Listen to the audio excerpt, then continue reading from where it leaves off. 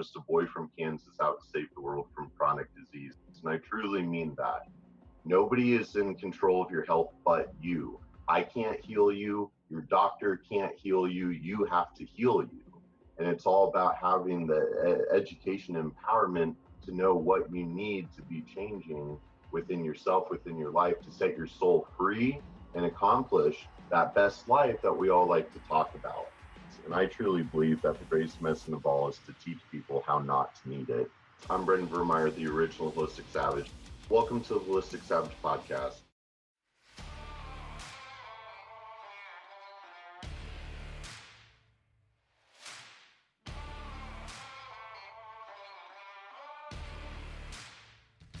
Dr. Jolene Brighten. Welcome to the Holistic Savage podcast.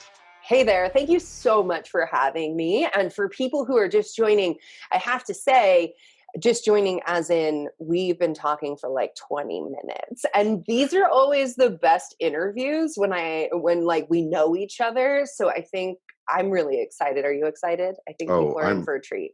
I'm always excited. It's such a passion project, and I love doing these podcasts because I just really, my whole thing is teaching people how to empower themselves. And fortunately, I'm connected to so many industry experts like yourself and some of our friends. And so it gives me an excuse to have a cool conversation, and certainly we'll share that light and love with the rest of the world. So Dr. Jolene, who, female hormone expert, Beyond the Pill, best-selling book, all about, post-birth control syndrome.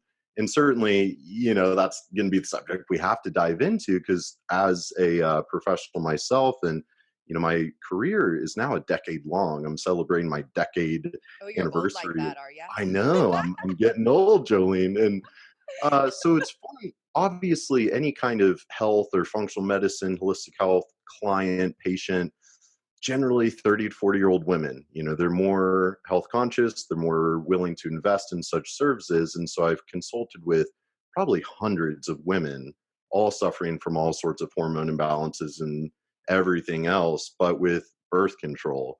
And certainly when I'm consulting with sometimes a 20-something-year-old female and I'm giving my opinions on birth control, it's kind of hard to relate to a dude. So I'm super excited to be able to ask the experts some of these questions so we can shed light on what really just isn't a well-known phenomena, or at least not yet. And that's where you are really leading that charge of bringing this awareness to the mainstream and to the industry so we can do something about this. So Well, wait, I want to say something. Yes, please do. Everybody should recognize this right here. What you said is so, so important that you're like, I'm a man, so I have a hard time relating to what's going on and speaking to this. But just that acknowledgement is so important in women's medicine because so often what doctors are taught is really this story of like, I know best, I'll tell you what to do, and I'm going to give you the treatment, I'm going to solve your problems. And that's great. We want someone to solve our problems. That's why we go to the doctor. But I think back to like before I had a baby and the things I was trained in and the things I was trained to say. And mind you, I have a very holistic background. And yet I look back and I'm like, oh man, after I had my baby and the stuff that that same things that I said to people were being said to me, I'm like, that is not right. Like, and I'm like, if I could go back and slap myself for telling moms, you just need to sleep more. Oh, stop. You think we wouldn't be sleeping? Like if we could, we'd be sleeping. But I think that's really important because sometimes men come into this and they feel like, one, they don't have a place in this conversation, which they absolutely do. We can talk about that. But two is that they feel like maybe they shouldn't even talk about it because like we might step on a woman's right or we might be misunderstood. And really, birth control, yes, it's a women's health issue, but it is a societal issue. When we look at the fact that birth control influences women's behavior, mate selection, how they are showing up in the world, how their hormones are influencing their mood, their digestion, all of these things. Birth control absolutely influences every aspect of a woman's life, and men are part of women's lives. And so I think that, if you are a man and you're listening to this, there's going to be some stuff, some knowledge that we drop in this, and you're going to be like, oh, snap. that makes so much sense of why that girl in college X, Y, and Z. And so to understand that, yes, men are part of this conversation, at the same time, we have to enter into this, all of us, through the lens of like, I don't know her experience, so let me listen. Let her share and hold the space so that she can share her experience. That was literally a brilliant intro, and I'm glad you pointed that out because, obviously we don't want to get too reductionistic and isolated on, oh, well, let's talk about, hormonal biochemical pathways. It's like, no, we have to be focused on the big issue, which is a Hmm. societal level issue when, something that is, well, I don't even know the statistic of how many women are put on birth control, but we all see like, oh yeah, a girl turns 13, has painful periods, now she's on Yeah. birth control, and then someday later she's 26 and weight loss resistance and infertile and cystic acne and fill in the blank. It's like, Hmm. oh, okay, here. So I'd love to hear you Totally. speak about that, of just the like your opinion on how birth control is being distributed, maybe Hmm. starting there. Absolutely. So here's the first thing I want everyone to understand. We absolutely deserve access to birth control. And I think people get confused because they're like, how can you talk about the problems with birth control and at the same time advocate for access? And it's like, look, there are problems with prednisone, but I would still advocate for access. There are problems with thyroid medication if it's misused or the type that you're using, yet you still need access to these things. So I think that we get ourselves in trouble with all or nothing thinking. And it happens on both Mm, sides. So the holistic health community are like, no drugs, all natural, all or nothing. It doesn't really work that way, though. I call it the buffet. Like, I want to step up to the buffet and be like, okay, I got drugs, I got surgery, I got herbs, I've got nutrients, I've got diet, I've got lifestyle. Like, how amazing is that to have the array put in front of you and then to have someone guide you and help you pick and choose what's going to work best for where you're at right now? And in addition to that, I think it's really important that we look at, the fact that women have graduated college at higher rates. We are now CEOs of companies, these historical things that have come into play that are amazing in the women's movement. Part of that is because of birth control, and we do have studies to back that up. But the problem I see is when we pass a woman birth control for every single symptom she has, like when we treat it like it's the pill for every female ill. And when we mhm, look at the United States alone, we see 11 million women are taking just the pill. So that's just the pill. We've got IUDs, hormonal IUDs, we've got implants, we've got rings, we've got patches. Those are less used than the pill, but together combined, they match the pill. So mm, a lot of women being put on hormonal contraceptives. And what we've come to understand from the research is that there's really been this evolution where it started with, so in the 1960s, if you were married, society, my goodness, if you were married, you could get access to birth control, because somehow not giving access to birth control would stop people from having sex. That makes no sense. Like, this is where I'm like, I like your idealistic idea, but we have to throw it back to the fact that we're mammals, we're mhm, humans, like we mhm, are animals, and what do animals do?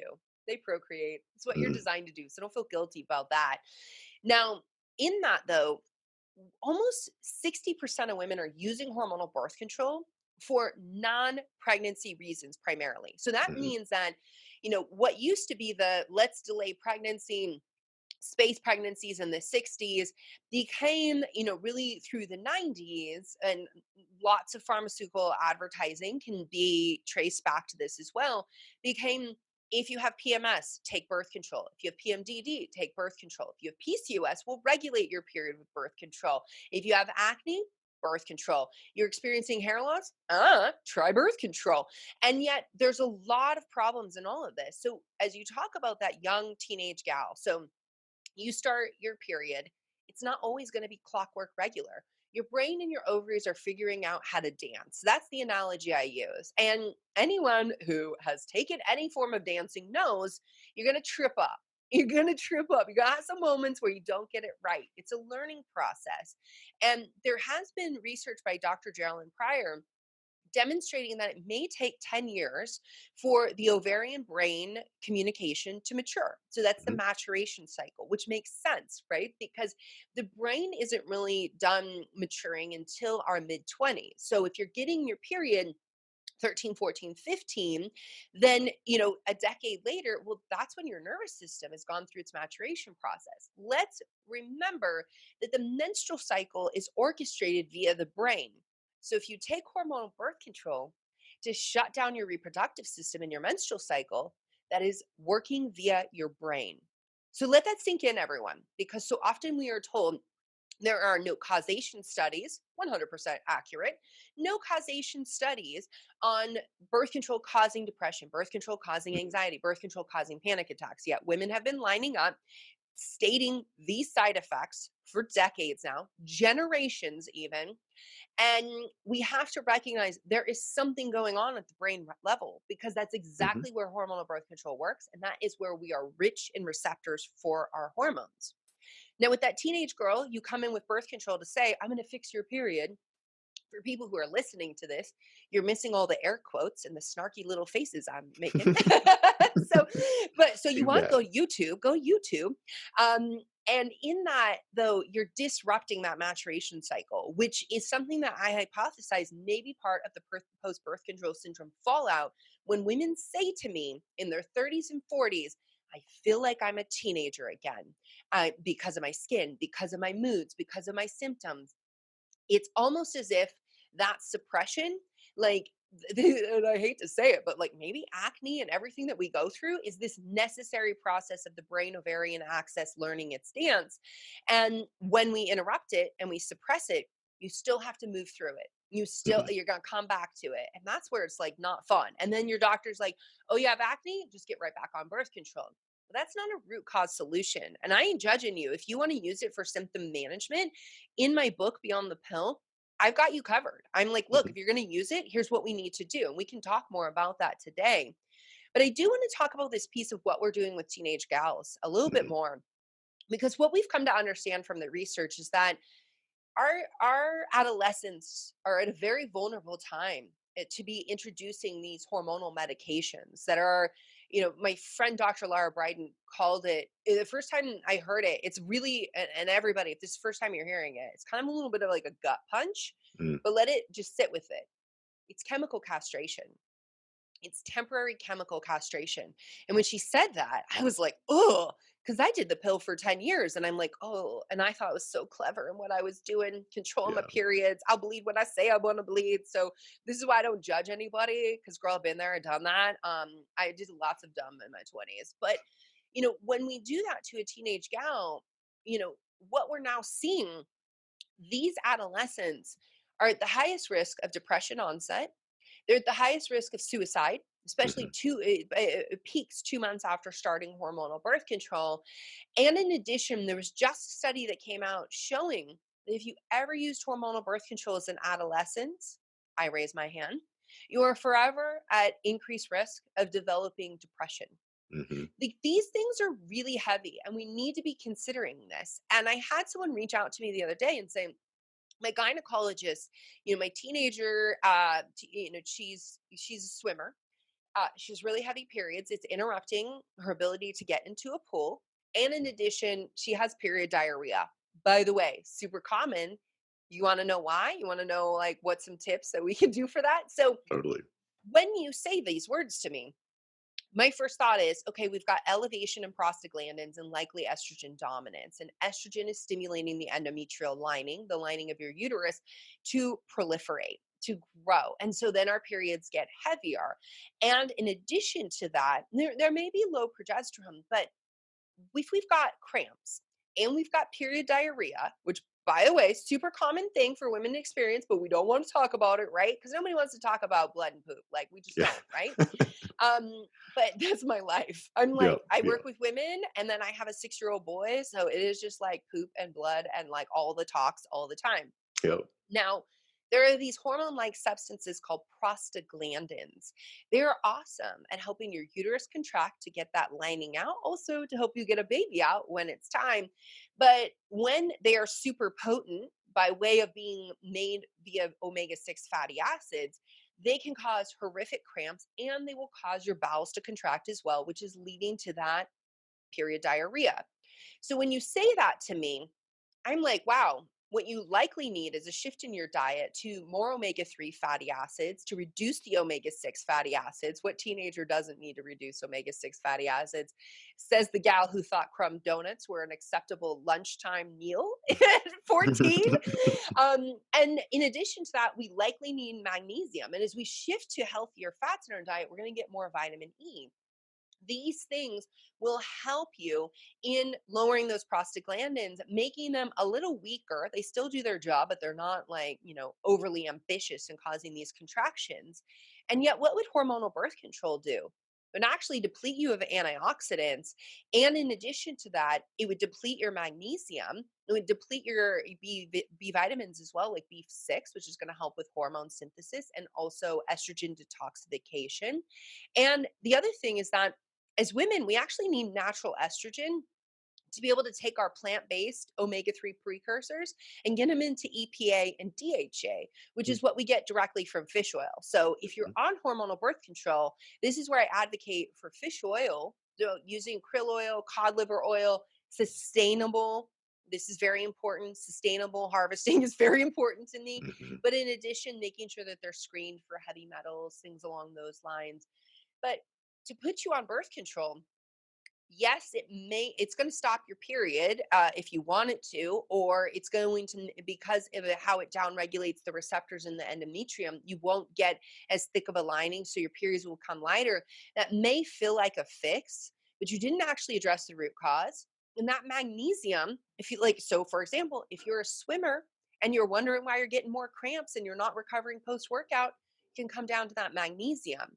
And there is evidence, and it goes back and forth, that birth control may actually impact your athletic performance by way of it binding up your testosterone and down regulating production. So I just went like fire hydrant style there with like tons of information. So how about I slow down and let you ask some questions? I mean, I was just enjoying the ride because like I'm a science nerd and mechanism nerd, and so I've never studied it's like I've observed so much dysfunction caused by birth control, but I don't know the mechanism. So I loved what you're saying about the prostaglandins and downregulating arachidonic. I had no idea that Hmm. prostaglandins were what stimulated like uterine contractions and stuff. I was like, oh shit, like super cool. But you're bringing up so many different valuable points of how birth control. Although, and that's where I love how you really kind of started with showing, like, yes, I believe in having access, but and that's the big thing is obviously we live in a world today. Our healthcare system dispenses pharmaceuticals left and right, antibiotics at everything, birth control at everything. 1 in 6 Americans are on some kind of antidepressant. We were just talking about the link of birth control and depression and how likely you are to develop that. So, And well, let's talk a little bit yeah. about like why is that? Because I think so often what happens is that people begin to vilify practitioners and Hmm. they're like, "Oh, my doctor, they only passed me birth control or this medication." So one is if your doctor is taught and truly believes that birth control will help you, why wouldn't they want to prescribe it? They believe this is going to help. Yeah. The other thing is that we've been conditioned as a society as a whole to believe that there are quick fixes, there's Hmm. a pill for every ill. And in a lot of ways, it's because of that societal conditioning that there's a lot of people, maybe people who are not listening to this podcast, but outside of this podcast, like in this space, we are a bit in a bubble, but Yeah. people go to their doctor demanding that. We see for the common cold, doctors will prescribe antibiotics, although they know it is not going to help. It is not going to fix the problem of what's going on. It is because that person is in their office pressuring them, believing wholeheartedly, like, just give me a pill and not trusting the process, right? Hmm. We believe we Hmm. should never get sick. Getting sick is actually a good thing. You want to give your immune system something to do. It's learning. Your immune system is like forever a toddler. It's always learning. And so, in that, we also have to recognize our role. We have to start Hmm. taking personal responsibility as a consumer as well as like, How did we get to where we are? Why are we so frustrated with what we're being offered? Well, there was a time where it was better living through chemistry, and we believed that like everything that was synthesized in the laboratory was really going to be the fix. Mhm. Hi, margarine. I'm looking at you. I grew up on margarine. I grew up on Crunchy Crock, and very much I was afraid of fat. I was afraid of fat for like a good part of my life. And Yeah. this is something to recognize that um I see a lot where people are like the wellness community cause people orthorexia. No, Oh yeah. misinformation and dogma cause orthorexia. And I say that as a former orthorexic woman, Hmm. where my orthorexia was through messaging through the media, mainstream media telling me fat was the devil, having doctors back that up, and then just going into nutrition and starting to study the USDA food pyramid. I was neurotic about eating 6 servings of grains every day, even though they made me feel horrible. And I ignored my body all because I thought this is what the experts had determined. And so, Hmm. in all of that, I really want us to recognize our healthcare system is the way it is because of all of us. We are Hmm. all in this together. And so your doctor's not a bad person. They may Right. not be the right person for what you need.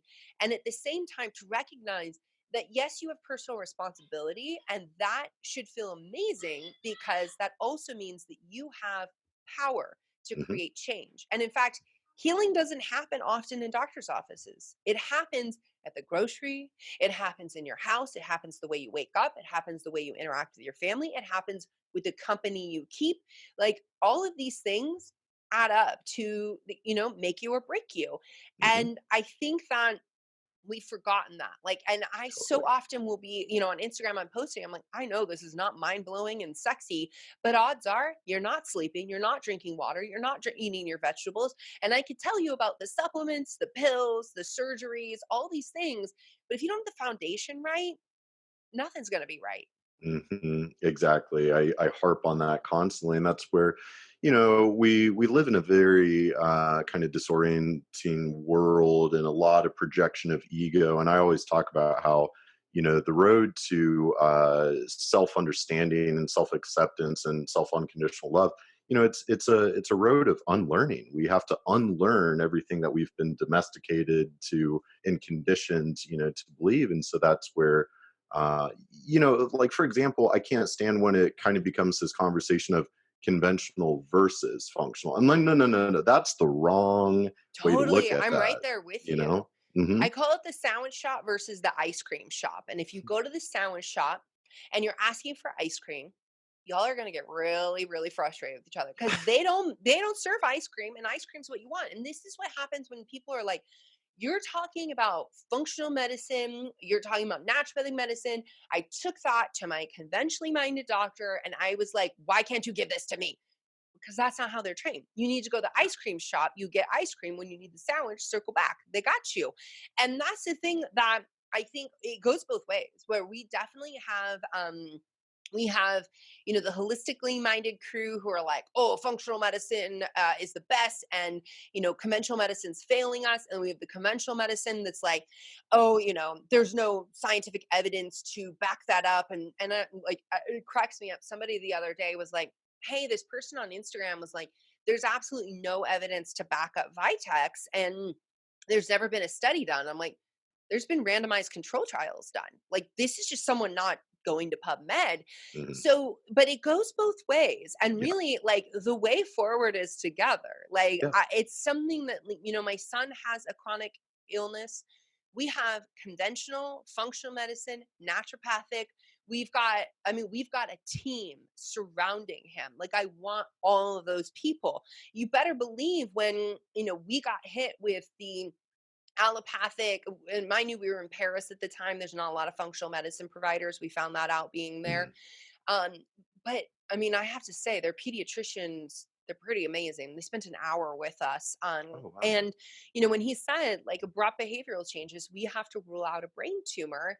Um, that was almost a year ago. I was so grateful for the neurologist who could get us in with an MRI, who could interpret all of that for us, who could talk us through all of that. And people were there were some people who were like, I don't understand. You're a natural doctor. Why would you even do that? And like, again, it's the buffet. Like, and Mhm. you can't know what's best for that person in that situation until you explore your options. And so that's something I really appreciate about you. That's the only company I keep these days. If people are really rigid in their mindset, that just everybody listening, if somebody's really rigid in their mindset, that's going to break you down eventually. But in addition to that, like when people, I mean, when people are like, oh, I hate medical doctors. I mean, some of my best friends are medical doctors. And people are like, oh, I would never take a pharmaceutical, and judging people for that. I'm like, I take Nature-Throid every day. I have Hashimoto's. When it was Mhm. discovered, my thyroid wasn't doing its job. Like, I'm super grateful for that. And, you know, anybody who's really dogmatic in that way, I just don't keep that company, because we're trying to make change in this world. And the way we do it is together. And this division and this separation and this building, building platforms, communities, audiences on hate, like that's easy. Yeah. Triggering people's hate, getting people to hate on each other, that is fish in a barrel, easy old story. I want to be part of a new story that brings people together with, and yeah, maybe people are going to be like, she's a total hippie, but brings people together with love, with this Yes. concept that what's true for me might not be true for you. And I can respect your decisions, knowing I'm not walking in your shoes, and you can respect my decisions. And that there are no wrong answers when you're making the best decision for yourself. There is no place for judging one another on all of this. And if I'm not for you or they're not for you, you just walk away and you acknowledge that. You don't have to come at them and hate on them. And because they say something that conflicts with what you're saying, that doesn't mean that like that's an insult to you directly. They Mhm. probably like, especially in the age of social media, like they probably don't even know you and know about any of that. And so that's something that I really see is problematic of why we haven't had the change that we need in medicine. And women are out there, and that's who I primarily work with, they're begging for it. And Mhm.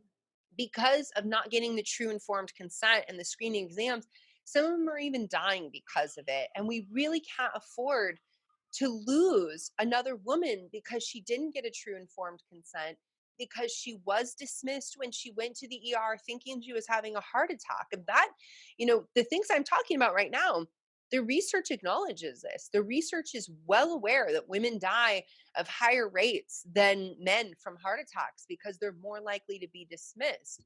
The research acknowledges that when doctors, before they even go in the room, if there is a F on that chart, it says female, they've kind of made up their mind a bit. There's this medical gender bias that they're going to step into that room and be like, it's likely in her head. She's probably just stressed out. It's a throwback to hysteria. And as Mhm. much as we think that we've evolved in medicine past that, there's still a generation of doctors where hysteria, and they're practicing, where hysteria was kind of still part of that paradigm. So I love to collect old school medical textbooks, and I have one from 1956. That's not that old school.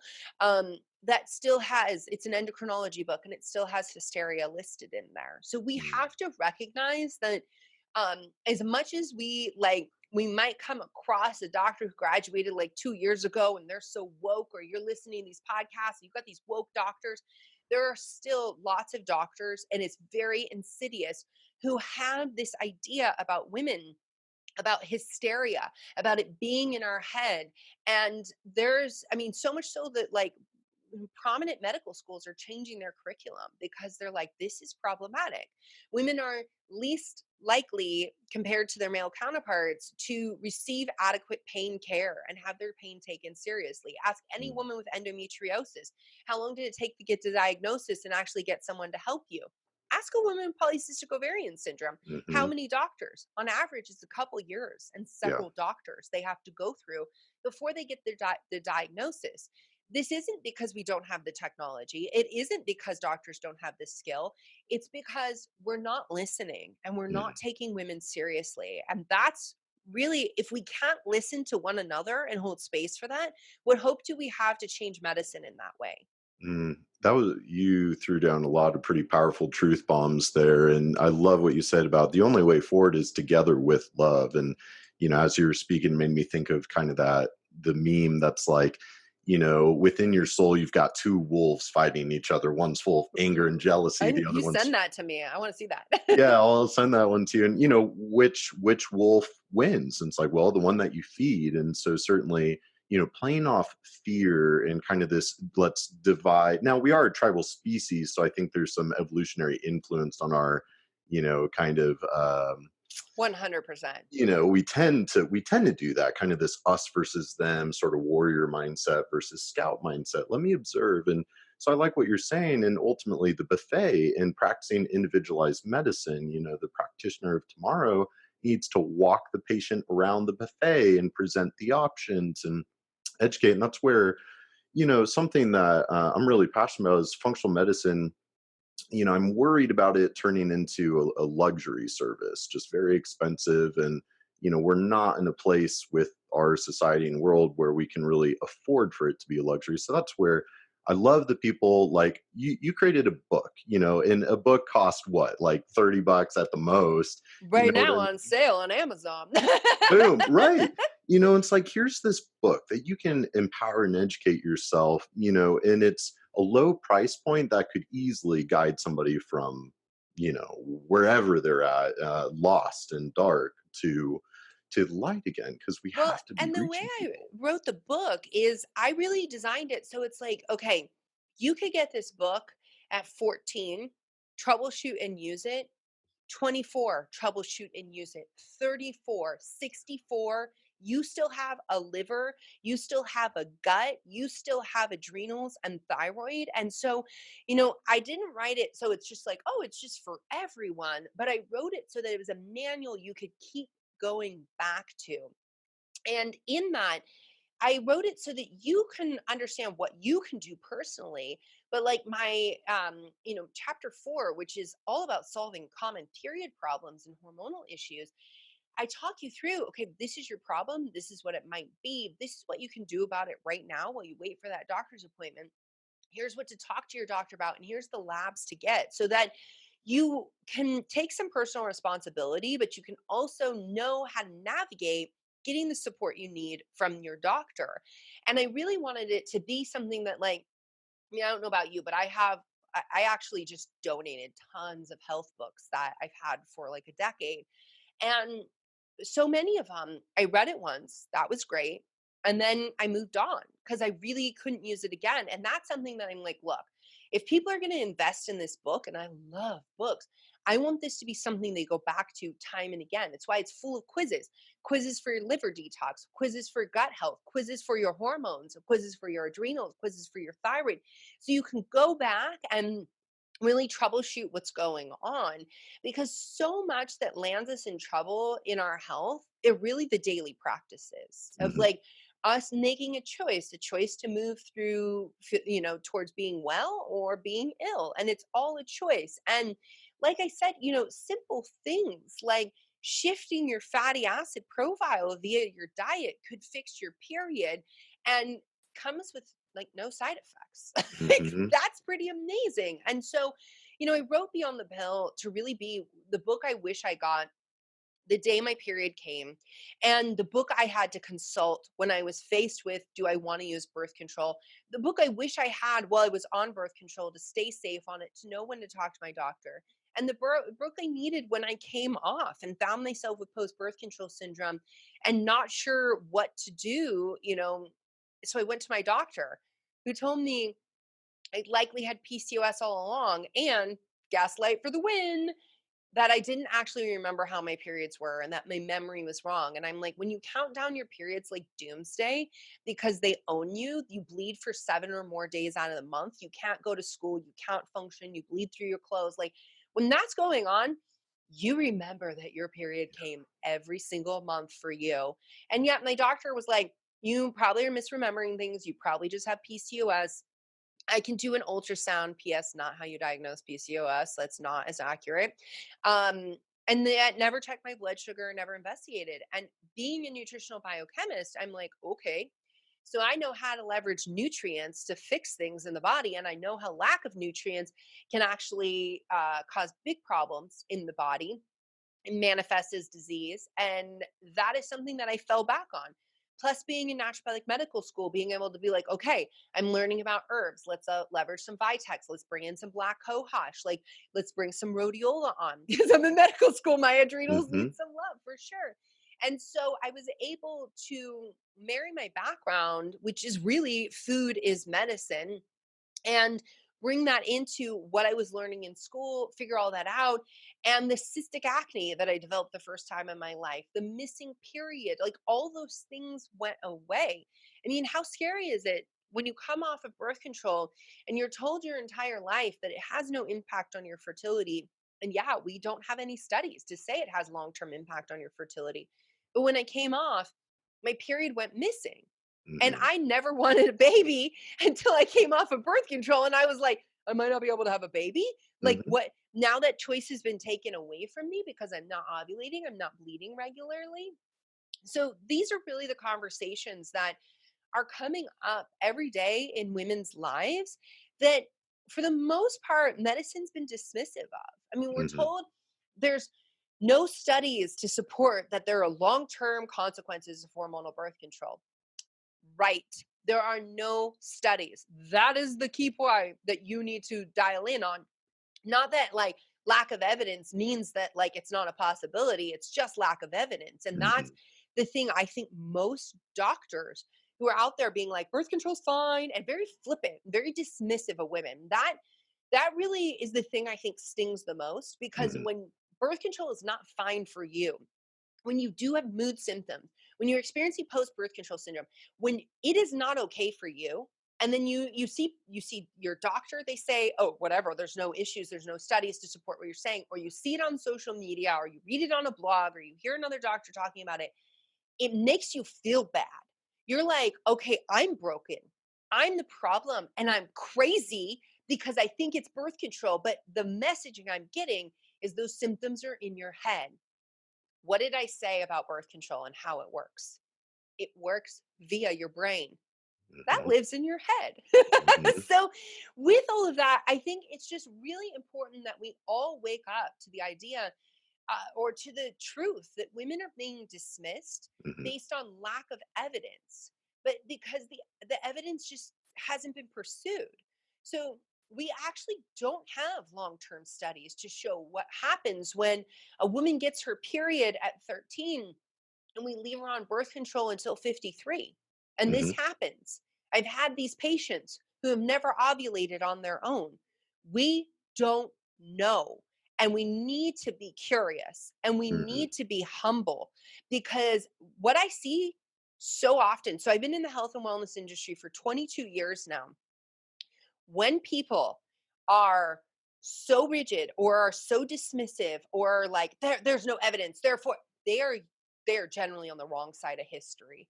And this is the thing that I really try to hold myself accountable to. And I will ask myself, like, when I feel that visceral response of wanting to be dismissive of something, this is human nature, by the way.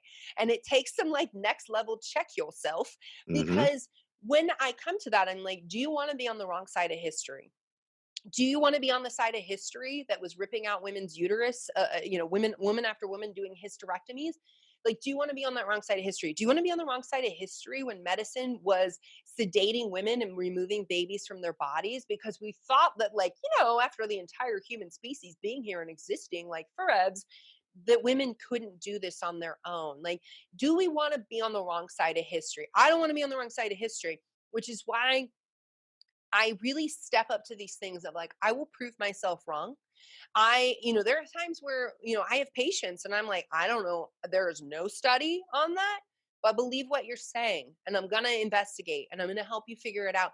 I may never know exactly why this occurred, but are you better? Fantastic. Like, let's keep moving in that. And so I look at a lot of these doctors who are in places of influence, who are dismissing women's stories, who are trying to put the hush on me. That Mhm. definitely happens. Good Mhm. luck. Like, Mhm. no one's been able to do that, obviously. People listening right now are like, she never stops talking. True story. I finally have embraced that. It's something that I used to be like, Yeah. I used to feel really bad about. Like, people would be like, oh, you talk too much.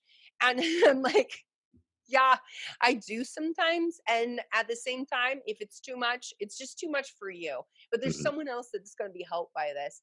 But, back to what I was saying before my tangent, it's just to recognize that, you know, whatever you're experiencing, if you decide it's not normal for you, that's truth. And don't let anyone dismiss your story.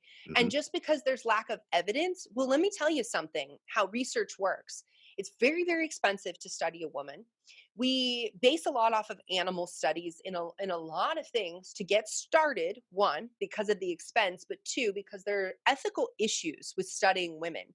And I think this is really important to understand because sometimes, when I'm lecturing to healthcare providers, people will say, well, this is an animal study that you have, and we don't actually have a human study, and I only will change things clinically if it's a human study. And I'm like, okay, except eggs live in my body. That's future human potential there. Messing with that, that's unethical. And mhm, so we have to recognize that, like, the best we're going to get in some regards are animal studies, because mhm, it is unethical to study a woman in that way and potentially affect future generations. Like, that's not ethical. And yet, as I say that, I'm having this moment of like, I'm like, what are we doing with birth control? This is, you guys are witnessing right now where I'm like, oh snap! Like, this just like raised another thing for me of like, what are we doing with we don't actually know all of this. This is like totally a moment where I'm like, oh God, I'm yeah, having a realization of like, what are the ethics surrounding that? I think that is a question. And yet, at the same time, I do want to acknowledge that people, as I brought up this stuff about teenagers, like, unintended pregnancies are non-negotiable for some people. mhm, This is not lost on me. My mom was a teen pregnancy. That's where I came from. So this is very close to home for me. And I'm being a first generation college student. I'm like, yeah, this is important. And yet at the same time, I think we can hold the importance of having access to birth control. Well, we also hold the importance of asking these difficult questions and being okay that perhaps we've been wrong, that perhaps what we told women in the 60s wasn't correct. And what we're telling women now in a decade may not be correct. And I think that really plays into what you said before about the ego and mhm, how a lot of ego can come through. And sometimes people aren't okay being wrong. We have to be okay being wrong in science. We have to. mhm, It is the only way that we free ourselves from bias and answer new questions. And by the way, where do the questions come from that we need to ask in science, especially in medicine? It's from what our patients are saying. mhm, So when we develop a drug, we cherry pick a population to go into that study. Then to get statistical significance, even if it's not drugs, but this is how we make money to be able to publish more studies. That that requires excluding some people from the studies and having these favorite there's a statistical bias that mhm, happens. And in 2018 and 2019, we've seen a lot coming out in terms of how many scientists have been falsifying data so that they can move up in positions, so that they could keep their funding, so that a drug could pass FDA. That's not science. That's mhm, ego. That's mhm, not okay. And it's like also an issue with how the system's set up, that like only if you're showing favorable data are we going to keep funding you. Sometimes it's really helpful when the data's like, yep, nope, shut it down, because then we know, like, mhm, that's helpful information as well. But for people to understand that, we go through that. So we cherry pick a population, we put them through a funnel in the study, and then we get that statistical significance. And it applies to a narrow range of the population. When do drug trials really start? When you introduce to the general population. mhm, So I think when we talk birth control, it's important for women to understand that birth control is developed for a healthy female in her reproductive years wanting to space pregnancy or delay pregnancy. And yet it's being used for all of these conditions. So like polycystic ovarian syndrome may present with acne, and acne sucks, but nobody dies of acne. So we've got time to work on that. And yet she might be past birth control with no discussion of what's going on, only to allow what is inherently a cardiometabolic disease. So we've got insulin dysregulation, we've got inflammation, we've got higher risk for elevated cholesterol, hypertension, so high blood pressure, stroke, heart attack, diabetes, all of these things that's allowed to progress because we didn't have that conversation with her. Can she use birth control? Sure, she wants to use birth control. There's screening labs we should be doing. Make sure she's staying safe. We can have her eating in a certain way, taking certain nutrients, living a certain lifestyle so that she stays safe while she's on hormonal birth control. But the way birth control is being used now is never really the way it was designed or intended. We're even seeing women being prescribed it for perimenopausal symptoms. I've had women in their 60s come into me on hormonal birth control. And what the doctor has said to them is that when your period stops, we'll stop birth control. I'm Mm. like, that was never a period. That's a medication induced withdrawal bleed. A period follows ovulation. You're not ovulating. Your Mhm. brain and ovaries aren't talking.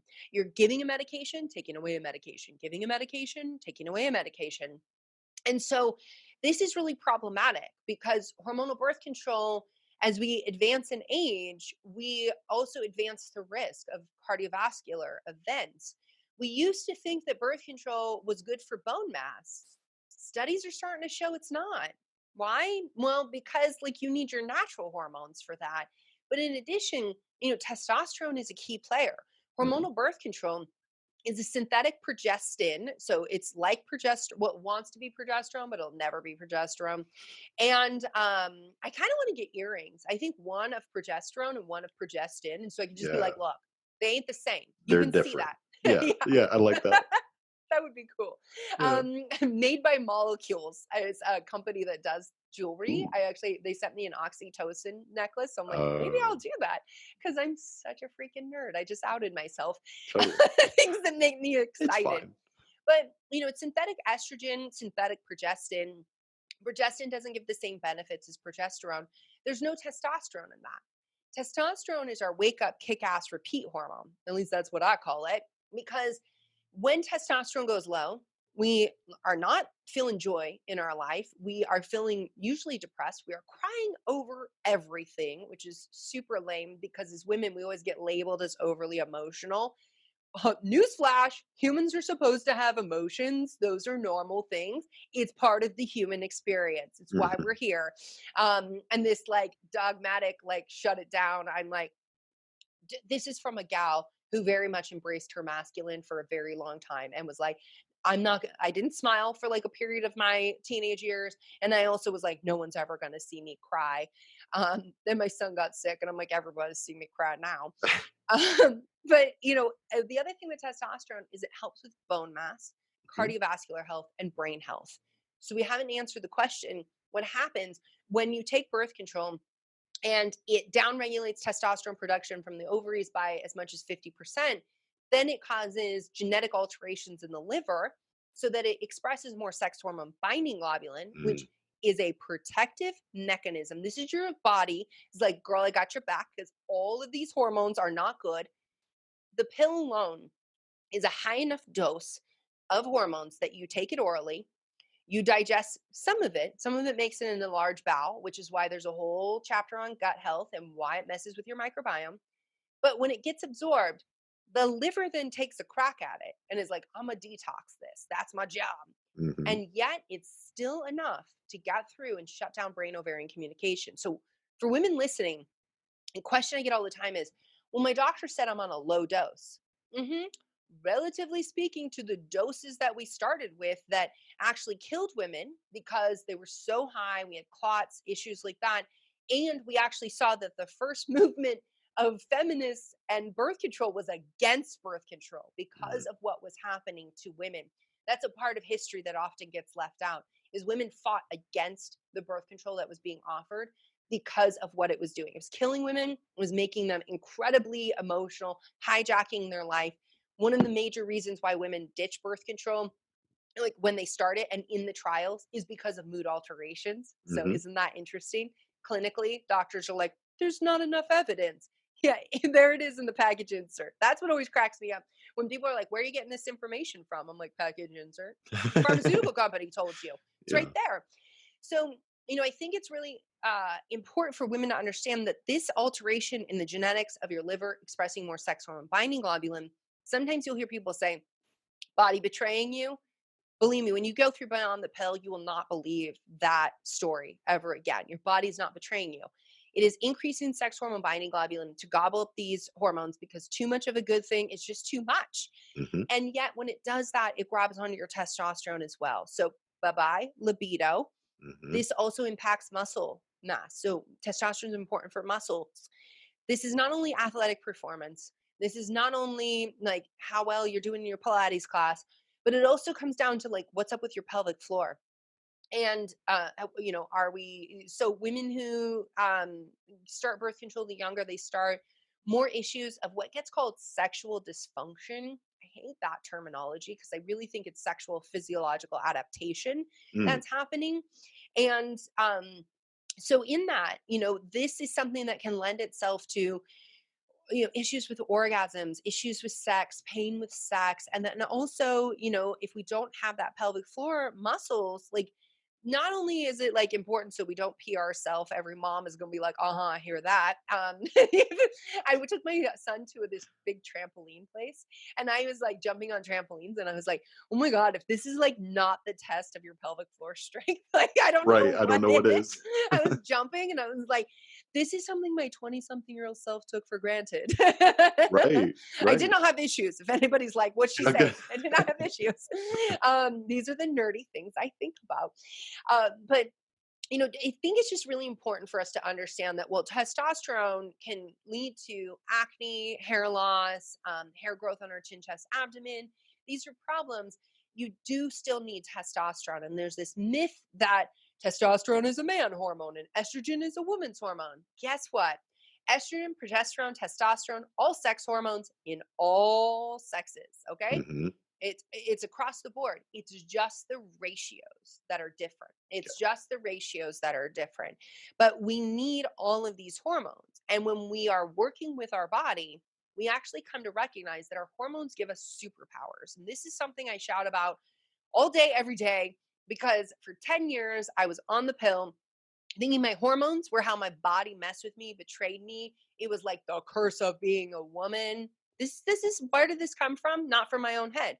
This came from messaging that I chose to accept. Of Hmm. course, it was a little bit subconscious because, like, well, when you're 10 hearing that stuff. And yet, like, I had to do, and we talked about this before we started recording about like programming, and like you have to like I see it as like so I went through this traumatic brain injury in 2016, and I spent a lot of time in HBOT machines and a lot of time meditating. And I'm someone that, like, when shit hits the fan and when you are in this bad place, I'm like, what's the opportunity here? Like, problems are always an opportunity for creative solutions and Mm. for some growth. And it's actually my friend Sayer from Green Med Info, who was like, stop calling it a head injury and start calling it your brain reboot, because it was an awesome thing that happened.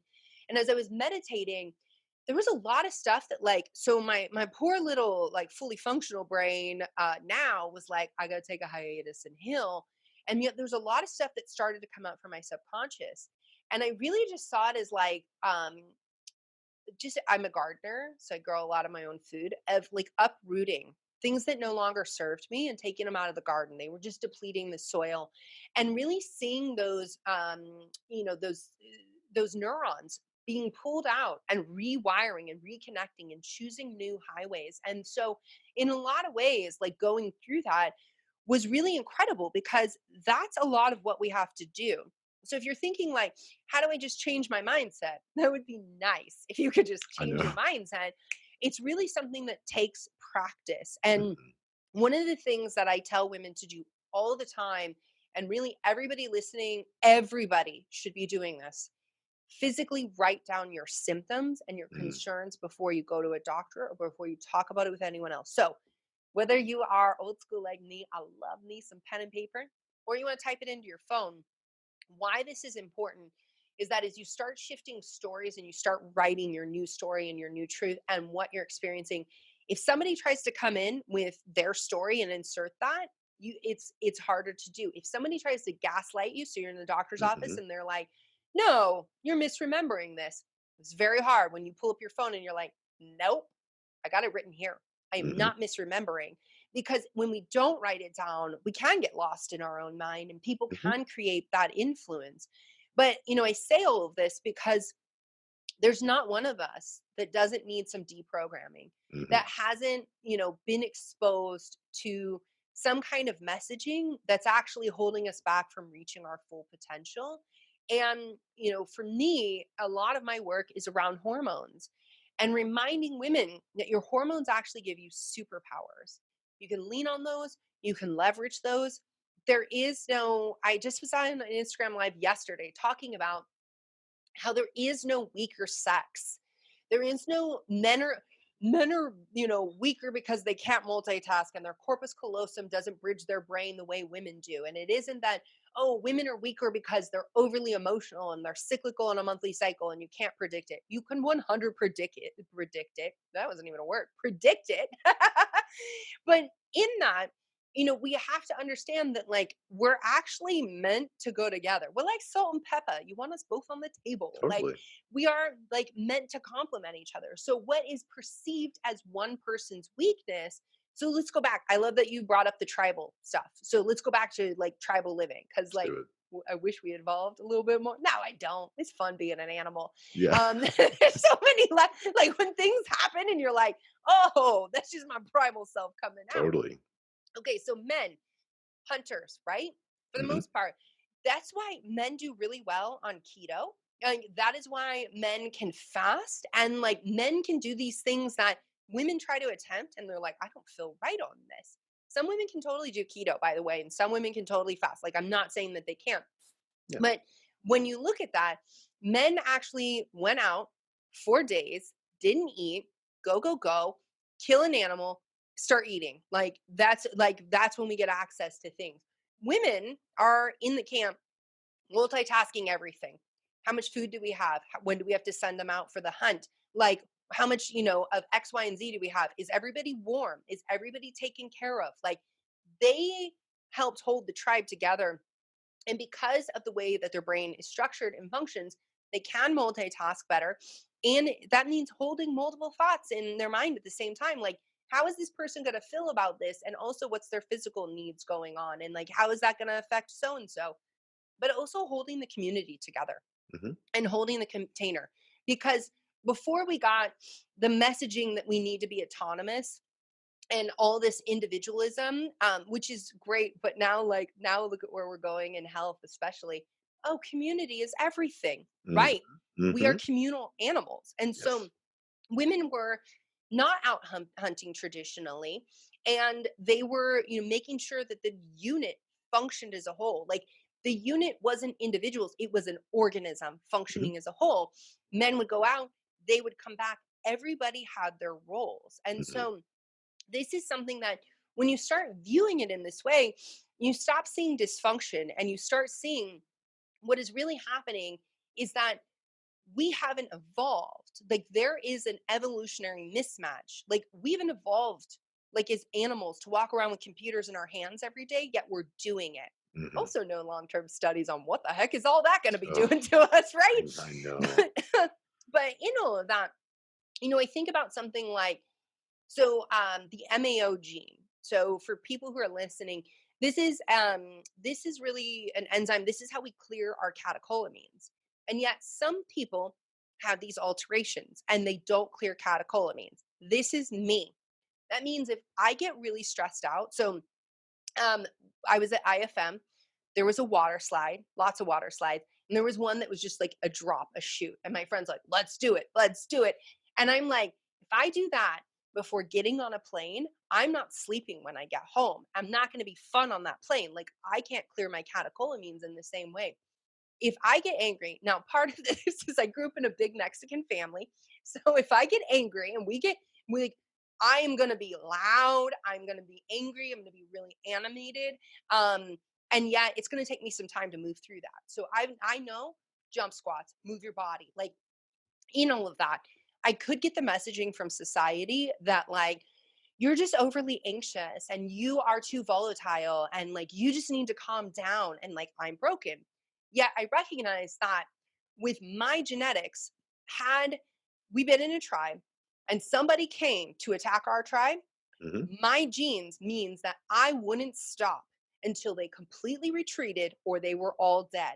Hmm. My genetics keeps the tribe safe. in this modern day and age, I'm not chasing people down, and I'm sure as hell not like fighting and doing things like that. So I have to look at like, what does my primal self need? How do I have to adapt and give it what it needs? You're somebody who is like, when I get stressed, I grind my teeth, I clench my jaw. Right. Because what do you want to do primally? You want to bite something. Yeah. Give yourself a carrot, bite it. Like, Yeah. there's ways to start to adapt to this.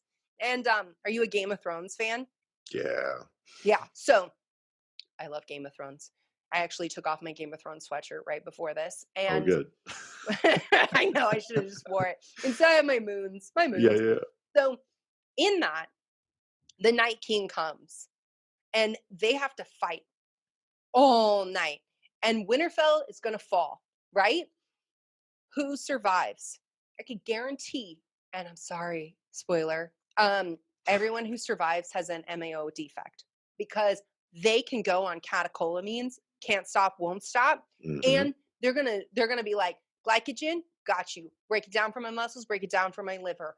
Fat, we're gonna oxidize you. Let's start using you for fuel. And they are the ones who can battle for 24 hours and hold it down Hmm. against all odds and not stop, not only for their own survival, but for everyone's survival. That I'm like, when I was watching that episode, I was like, oh, they can't clear catecholamines. And what are catecholamines? Epinephrine, norepinephrine. And for women to understand that if you don't drink water, you don't sleep, you're skipping meals, your adrenal glands can kick out panic button. Okay. They hit that panic button. It may be cortisol, but it's also going to be epinephrine, norepinephrine. Hmm. And when epi and norepi hit our system, it's a very good thing for like, let's get blood flow going, let's get some calories broken down to like useful, like energy. And yet, when they hit the brain, and you are not in a place where you're going to fight or you're going to flight, you may freeze, but those catecholamines, they cause your brain to freak out Hmm. because this is the evolutionary mismatch. I don't see a threat, I don't smell a threat, I can't hear a threat. Again, hi, we're animals. Some people hate it when I say that, and I'm saying it a lot in this podcast. But in all of that, your brain is like, I'm getting panic signals that we're going to die and I can't see the threat. So I don't Yeah. even know what to do. Let's Hmm. freak out even more. You know what that Hmm. is? That's anxiety leading to a panic attack. And I'm Hmm. not saying it's so simple of like, just do jump squats or just run around. But for a lot of people, that can really help. And that's where, some people are like, I start to get anxious and I can't deep breathe. I'm like, can you run a 15-second sprint? Because I guarantee you will deep breathe if you do that. Like, are there other ways we can get around that? And that's often when I'll tell people, yes, passion flower can help. Yes, GABA can help, like a liposomal GABA. You can take those things, but don't expect that to be the end all be all. Take those things, move your body. Take Hmm. those things, deep breathing. Like, you need to bring in the other practices. Maybe you listen to binaural beats as well. Hmm. I love those. Or sound bath works for people as well. But you have to find a way to, the passion flower, the GABA, the L-theanine, it can help disrupt the physiology, but you also have to disrupt your pattern as well, right? So where are those neurons going? Neurons. So for everyone listening, are you in Southern California? I'm in Kansas City. Oh yeah. So I just think Southern California freeways are really poorly designed in some places, Yeah. and that can be your neurons. Yeah. So Yeah.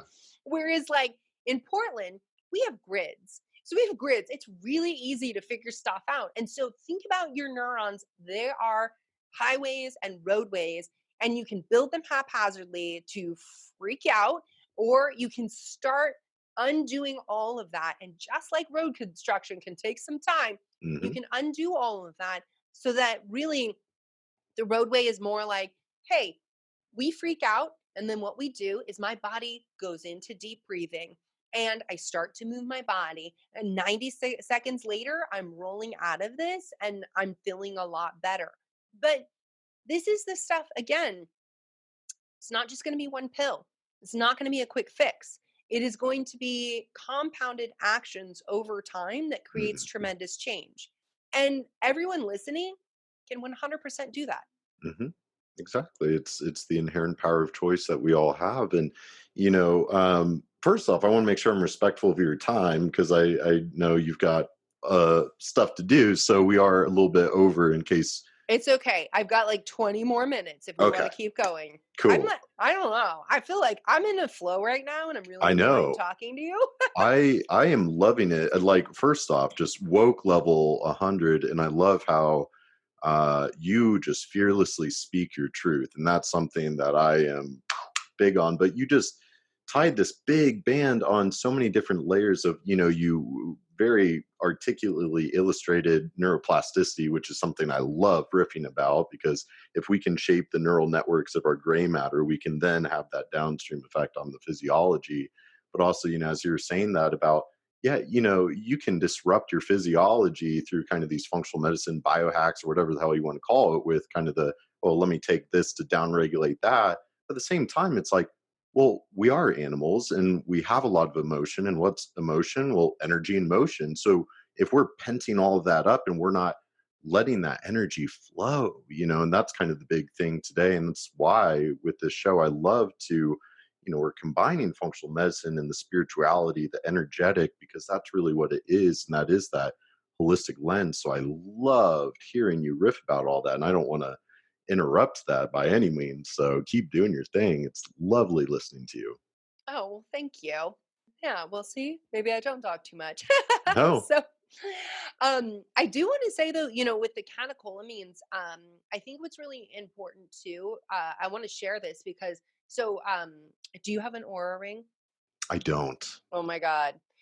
I got an aura ring. It's, I'm like, I am so, in some ways, I'm an early adopter, but in some things, I'm a late adopter. And the aura ring was definitely one of them. And data tracking and mhm. with using these devices. But I got an aura ring, and I'm going to be sharing. So people definitely stay tuned. If you're on my email newsletter, you'll definitely hear about this first. And I'll share some on Instagram as well. But I've been tracking I'm tracking like through my menstrual cycle, like my sleep, brain function. Like I'm correlating some things for the N of one, which is me, so I can get dialed in on my data. I love biohacking. It's like when I have my practice in the Bay Area, it's so many biohacker patients. Like people are like, "How'd you get into the biohacking community?" I'm like, "I practiced in the Bay Area of California." Like everyone's a biohacker. So with my aura ring though, what was really interesting is that, so I'm an international speaker, which means that I'm on the road a lot traveling, and I like really have to guard my sleep. I don't function. It's not fun. No one wants to see me without sleep. And so with my aura ring though, I was experimenting with like, well, what about melatonin? With melatonin, I actually don't get into deep sleep, which melatonin, I will say, is not just for sleep. It's also a really important antioxidant.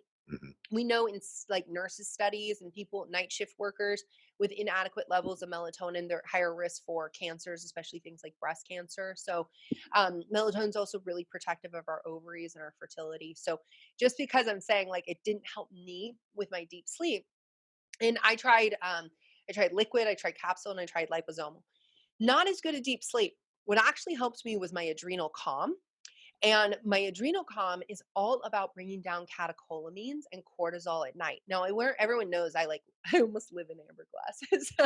They're like my father-in-law actually he was like, "Oh, you're wearing glasses now." I don't know if that's like a badge of honor, like, "Oh, you're old now." I'm like, but Yeah. he's like, "Oh, you're wearing glasses now."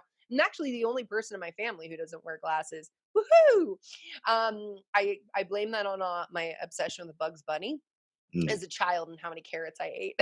Yep. So, There you go. but in that, my adrenal calm. So actually focusing on bringing down cortisol and bringing down the catecholamines, I get much better deep sleep when I'm taking that. And so, does that mean I'm not going to take the melatonin when I travel? No, probably. I'm probably still going to take it, but I wanted to see one or the other. If I'm faced with I only got so much room in my bag, or TSA might jack this, or like what, like I don't want to take a bunch of pills. I'm not feeling well. Like, what should I really invest in? What's true for me? And it was that adrenal calm, which has Mm. L-theanine in it as well, which is lovely. And then it has things like passion flower, which stimulates GABA receptors in the brain. So that can help you get into sleep. And it's got like B vitamins and minerals to help the pathways and what you do naturally. And what I thought was just really interesting about that is that I could go to the downstream, which is the melatonin, and Mhm. just be like, go to sleep.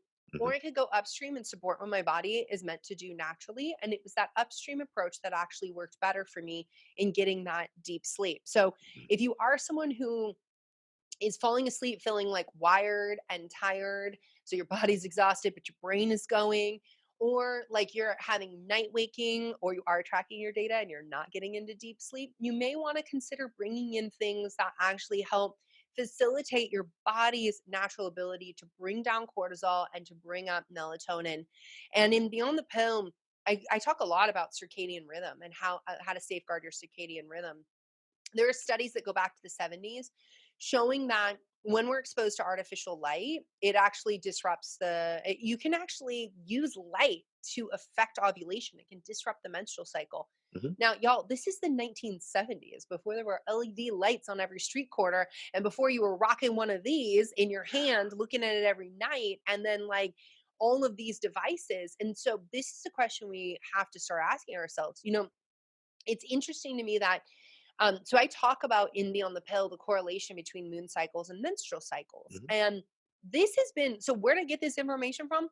I got it from eclectic old school midwifery books. I'm not even kidding. Like what an old medical textbook nerd I am. For my honeymoon, my husband took me to a rare bookstore that was like in Canada, nothing but like this whole section of old medical textbooks. They were so like amazing.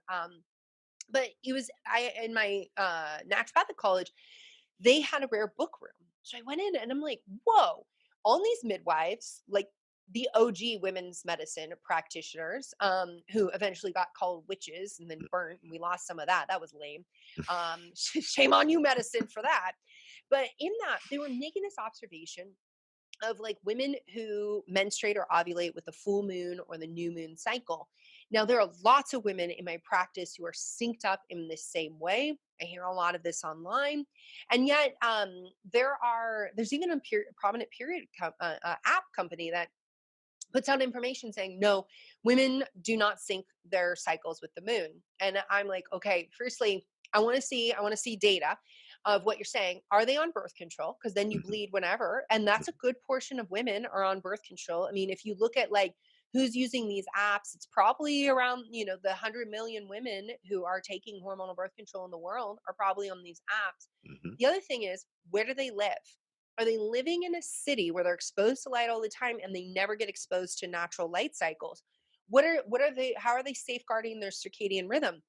Are they exposing themselves to light? Are they night shift workers? Are they looking at their computer, and do they wake up in Mhm. the middle of the night and then pull out Instagram, and they're like, let me just scroll my feed for a bit? Are they waking up in the morning and exposing themselves to natural light? Or are they doing the screen rise? A new phenomenon. You also need data on this, where you roll over and you look at your phone first thing in the morning. That's not good for your health. I'm just going to say it's in my book. I'm like, that can't be good for your mental health to like first thing let somebody else insert their agenda into your day. You have to own first thing in the morning. Like that is your time to set the tone for the day, to own your day. But in all of this, there's people who are dismissive. And this like kills me because there are women who are like, no, but this is true for me. And yet they're like, oh, there's no studies. You guys are making this all up. I'm like, yeah, centuries Mhm. making shit up, guys. Can we just stop with that? And yet there's a lot more to it. And I think that the people who are dismissing the moon cycles are not understanding that like this comes down to light and how that is impacting how our brain is communicating to all of our glands. We know our organs. Hi, Chinese medicine. Good job, guys. Forever, you've been saying organs are on these clocks, organs have their circadian rhythm. Turns out now science is starting to validate that. Like we are starting to understand, like, the pancreas doesn't produce digestive enzymes like it does during the day after 8 p.m. Oh, wow. So maybe there is something to this intermittent fasting thing. And maybe this is why some people have SIBO and they can't get rid of it because they're eating at like 9 or 10 o'clock at night. And so this is the thing that I think that whenever we see like, okay, there are thousands upon thousands of women sharing a universal story who have never met each other. And then there's this one source of data that dismisses all of that. To me, it doesn't have as much weight. And it actually opens up, I'm glad to have it because it opens up so many more questions. Like, So what if you live in the country versus whether you live in a city? The other thing is women's cycles syncing together. Now, this is something that I personally experienced when my mom and dad split, got a divorce, and then eventually my cousins moved in. Suddenly, there's no pads and tampons in the house at the same time. It didn't start Mhm. out that way, and over time it did. We all ended up on the same cycle. That's an anecdotal, that's my personal evidence of this. Mhm. Women have described this forever. Now, this actual this period app collected data. They presented this study and said this is not a thing because some women who live together actually end up on different cycles. And I'm like, and there's wisdom in that. So here's the thing, we don't all bleed on the same cycle. Tribally speaking, do you want all these women menstruating at the same time? That would be a really bad idea. Why? Mhm. Menstruation is an internal time. We are supposed to slow down. We are shedding our endometrium. That's arguably an organ. That's a big deal.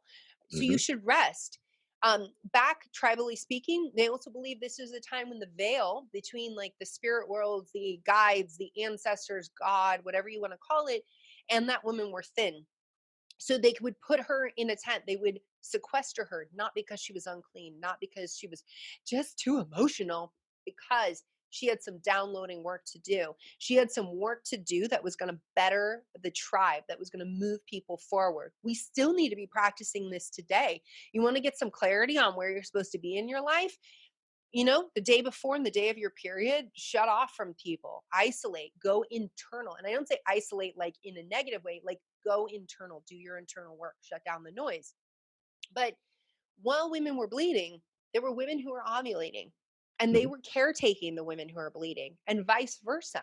And so this is where I talk about in my book, like the white moon goddess and the red moon goddess, and I'm rocking my moon shirt today, is that we have these different roles that we're feeding into society. And so don't take studies at face value. And Mhm. if a study comes out and it's saying like one thing, but that's not true for you, honor your truth. Mhm. Science has limitations. We have limitations in how we study, but we have extreme limitations in our understanding of the natural world.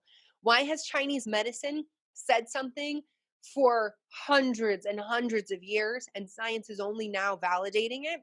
Our Yes. technology, our open mindedness, our Mhm. ability to actually understand these things better. But look at how naturopathic, functional medicine, Chinese medicine, Ayurvedic medicine, how they work. It is not one pill has one effect. That's important for That's really important for pharmaceuticals. One pill has one effect, and here's all the other side effects. We need to understand that. But when it comes to these approaches, it's holistic. That Mhm. is not as clean to study. And when it comes to women's health, that is even more complicated to study. And so we come in from this modality. Like, I am not going to see a patient and just hand them a supplement and see what happens. It's going to be diet, lifestyle, maybe supplementation before we have labs. And it's all about testing what is true for them and understanding so that we can build a user manual. And Mhm. that's really what I tried to do in Beyond the Pill is help women build that user manual to their body. No food is bad, okay? And if people are like, well, what about junk food? Is that even food? Like, that's the question. But when we got to this place in nutrition science where it's like fat is bad, cholesterol is bad, salt is bad. These like good and bad. So what Mhm. happens when you eat it? You're either good or bad. Mhm. No, it's just information and it's data and it either works for you or it doesn't work for you. And that's what I really want to help women come to understand. You don't need a guru to tell you how to live in your body. You Mhm. do need a guide to Mhm. help you navigate the road, but you are going to take those steps every day, which is why you 100% own your outcomes. And I Mhm. always have this mantra in like clinical practice that I do not heal my patients. I teach them how to heal themselves. I Yes. don't own their failures. I don't own their successes because I'm not with them every single part of the day. I am their guide. I can show them the roadmap. I can help them to understand how to take the steps, but they have to take those steps for themselves. And that is something that, from my own personal journey and my own personal experience with like being a sick kid and everything I've gone through, that I realized was the most disempowering thing to me is when my doctor would be like, I gave you this. I fixed you. I'm the best. And like, okay, you got to feel good about the work you do. And at the Sure. same time, I'm Sure. like, but you weren't there when I decided that I needed to eat more vegetables. And you weren't Hmm. there when I did those things. And I think that we can't ask for patients to have personal responsibility without also crediting them for all the work that they're doing to heal. Hmm. Exactly. You literally just, spoke to the mantra, and empowering them. I always like to literally, when I do consultations, like I have one today, I always explain, like, yo, I'm here to be like your spirit animal on this guide to self-healing. You know what I I mean? like that. I used to say Sherpa, but then I was like, I was looking up something about Sherpas, and I was like, oh, they carry everything. Okay, Yeah. I can't say Sherpa anymore because I'm not going to care. I got to carry my own baggage, but Hmm. I can help you, Yeah. ditch some of your baggage so the journey's a little easier. Exactly. Yeah, I'll hold your hand maybe part of the way. Like I'll take those steps with you. I'll be there every step of the way, but you got to do it. I'll coach you, and I describe it that way too. And it's like you're not going to go on a safari in Africa by yourself. You're going to have like a safari guide so that you don't get eaten by a lion. So I'm really, I love the way your brain works. I love your heart. You are just everything about that. I love how we looked at it through the lens of evolution, and something that you said that I always find myself thinking on is how, yeah, our technology and our understanding and our curiosity, well, yeah, the more we investigate with science, the more it's really just validating what we've practiced for a long time and what we've kind of intuitively known or felt. And so it's again that unlearning of let's get back to it with, coupled with our new understanding. So I hear that you have a soft cover version of the book coming out in February. What's the scoop on that? Yeah, so it'll be out the first week of February, which is really, really exciting. Now, I actually sat down and signed like 250 books yesterday of the hardcover. This is the behind the scenes author life nobody sees, but they're Yeah. like, we need a bunch of signed books. I'm like, all right, on it. But I love softcover books because they travel so well. And like I said, I travel so much, and I'm really excited about that because with the soft cover, it's going to be all the same information, but it's also going to decrease the price even more than a hardcover book, which is going to be a lot more access. And I wanted to just shout out to Harper, which is my publisher, because that's exactly what they wrote to me. They were like, we're really excited to get this soft cover out because we want this book in as many women's hands as possible because I just want to say, like, my publisher has believed in me from day one and the work that we need to do. And that's a rare find to actually find. I mean, what I'll say is that when I put this book proposal out, so people don't know, you put out a book proposal, then there are publishers that are like, all right, I want to hear you. And really, when it came down to it with Beyond the Pill, it people started dropping out left and right, and it became only 5 houses that wanted to meet with me, which was there's this quick moment where I was like, wah wah. But then there was that thought of like, well, this might be an opportunity. Let's stay Mhm, open. And mhm. what ended up happening is that every publishing house I met with, the lead on it was a very strong woman, a very strong woman. And the people who had said we actually don't want this meeting and we don't think this is going to be a great book for women, they were all men who said birth control really isn't an issue and women don't really want to learn about birth control. And so it all worked out just the way it should. And Mhm. so in February, the book will come out, and it'll be the softcover version. Everything that's in it, you can get it right now on Audible. You can get it on, like any audio version. They even have CDs of it, which I was like, oh, that's novel. Yeah. I don't even have a CD I was player. gonna say I don't either. I know. And so right now it's the hardcover, but in February will be the soft cover, which means that we'll see a price reduction. And the name of the game is like, let's get this out even more. And then Mhm. really exciting is that it is going to be published in a lot of different languages coming up soon. So through Wow. 2020 and into 2021, watch out, Europe taking over. And I really want to see it get translated into Spanish. Like that's something I Yeah. really like to see, but the demand has to be there. So if anybody is like wanting to put the demand out there, definitely do that. Because I would just love to see this book get in as many women's hands as possible. And I have to say, it blew my mind when Beyond the Pill came out. So I was in Paris. Not only people who were with me in that journey know that my son developed an autoimmune condition of his brain that leads to neuropsychiatric issues. We were in Paris. We had to be there for 3 months. The book came out while I was still in Paris. So that meant like doing all the things, big bang with the book, like wouldn't happen. A lot of like, so you write a book and then people don't tell you you have to also market a book. Hmm. And you're like, oh, well, how am I going to do that? My audience and the number of women who showed up for me, I mean, because of them, and this is the thing, I wrote the book, but it's the women who raised their hand and said, I want change, who bought the book, who shared the book, who are creating the change. We are not going to change women's medicine because of me. We're going to Hmm. change women's medicine because of women demanding better, from patients going in and talking to their doctor and being more educated and empowered in that discussion. And to see Beyond the Pill pop up in Japan, the Philippines, Colombia, some countries I had to Google because I was like, where is that? Like, I don't even know. I'm not Yeah. very good with geography. I'm gonna own that. But yeah, I mean, just to see Beyond the Pill went international, Yeah. like within weeks of it coming out, and just seeing like, I mean, women who were buying the book, like buying like a dozen books and shipping them to other countries because they couldn't get it yet. So when the book came out in January, people in other countries had to wait until February to get the Mm. book. So there was a delay there. And there were women in the US.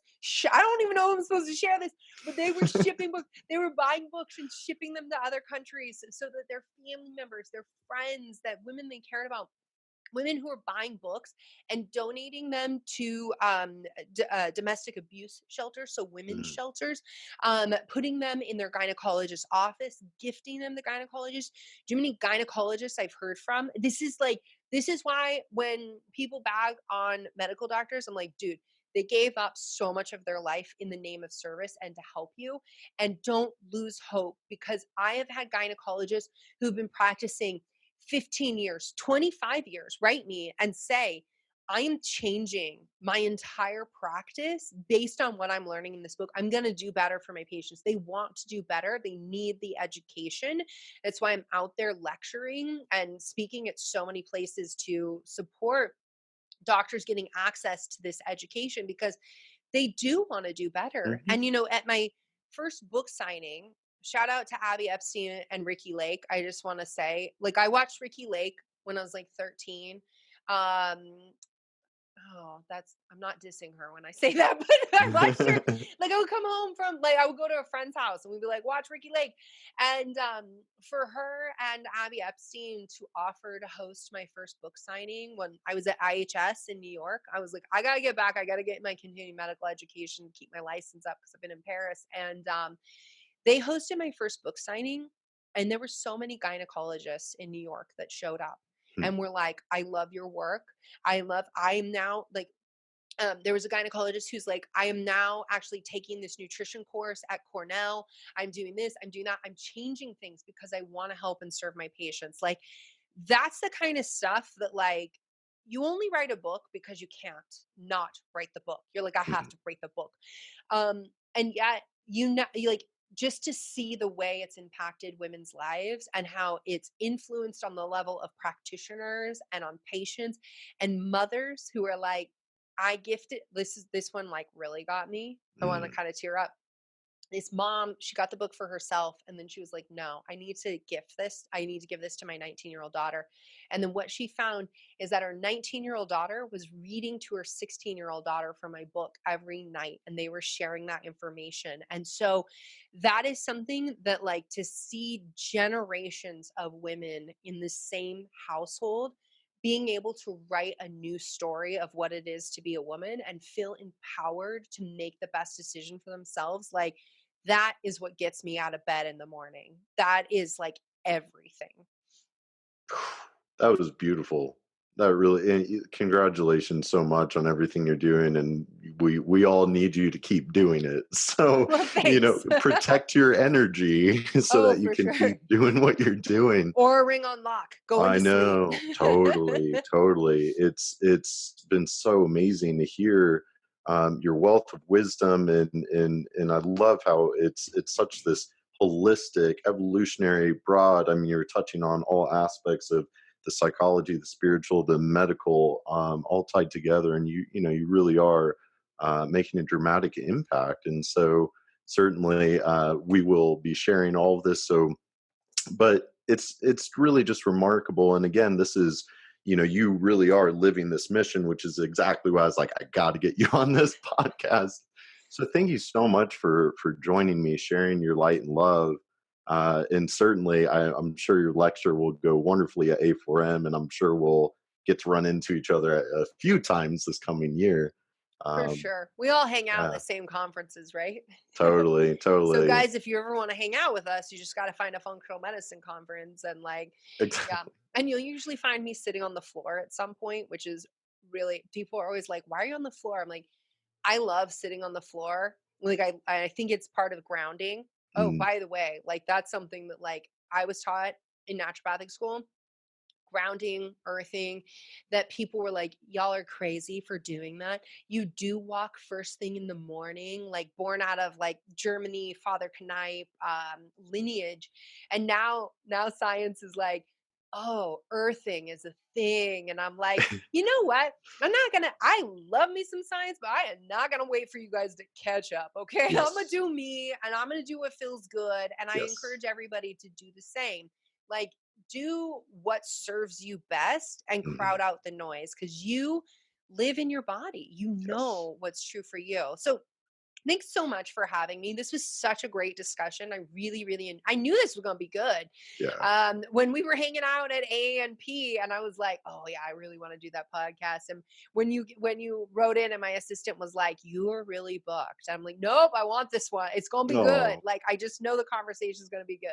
So thank you oh, so much. oh, no, thank you. I really appreciate it. Yeah, we had an energetic moment at A&P. Totally, totally. So I'm glad we were able to hang out and really get into the weeds on the convo and share that light and love. And I can't wait to vibe out in person, and got to Yeah. get Carrie there, and we'll just all have a nice little powwow. That would be great. And that's Dr. Carrie Jones, if you guys don't know. She was Absolutely. my fertility instructor in school. I love her. I've known her forever. Yeah. And thank you again for the holistic savage cert because I love that, especially as I outed myself with the MAO and the catecholamines and can't stop, won't stop. Very savage in a lot of ways, Oh, but yeah. the holistic savage, I love that shirt. You People always love it when I wear it on social. totally totally embody the holistic savage. So I'll let you get back to your day so you can go continue changing lives. Safe travels. I can't wait to see you soon. And again, thank you again. We will talk soon, my friend. Thank you. Take care. See ya. Have a good one.